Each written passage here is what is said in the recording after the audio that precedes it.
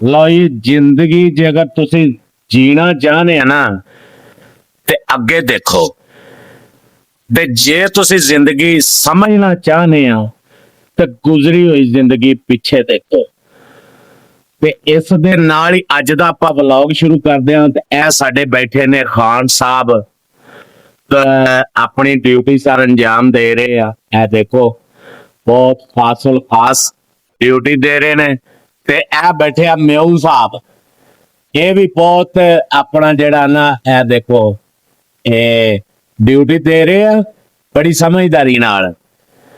ਤੇ ਇਹਨਾਂ ਨੂੰ ਮੈਂ ਇਹੀ ਗੱਲ ਸਮਝਾਈ ਆ ਵੀ ਜੇ ਤਾਂ ਜ਼ਿੰਦਗੀ ਜੀਣੀ ਆ ਤੇ ਅੱਗੇ ਦੇਖੀ ਚੱਲੋ, ਤੇ ਜੇ ਜ਼ਿੰਦਗੀ ਸਮਝਣੀ ਆ ਤੇ ਫਿਰ ਗੁਜ਼ਰੀ ਹੋਈ ਨੂੰ ਪਿੱਛੇ ਦੇਖੀ ਚੱਲੋ।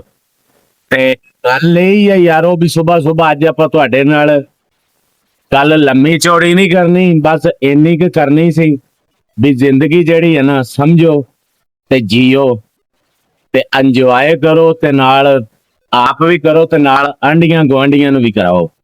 ਆ ਜਿਹੜੇ ਤੁਹਾਡੇ ਨਾਲ ਉੱਠਦੇ ਪੈਂਦੇ ਆ ਉਹਨਾਂ ਨੂੰ ਵੀ ਕਰਾਓ। ਤੇ ਮਿਲਦੇ ਆ ਹੁਣ ਇਨਸ਼ਾਅੱਲਾ, ਆਪਾਂ ਕੱਲ ਦੇ ਵਲੌਗ 'ਚ ਮਿਲਾਂਗੇ। ਅੱਜ ਵਾਲਾ ਆਪਣਾ ਇੰਨਾ ਹੀ ਬੜਾ ਜੇ।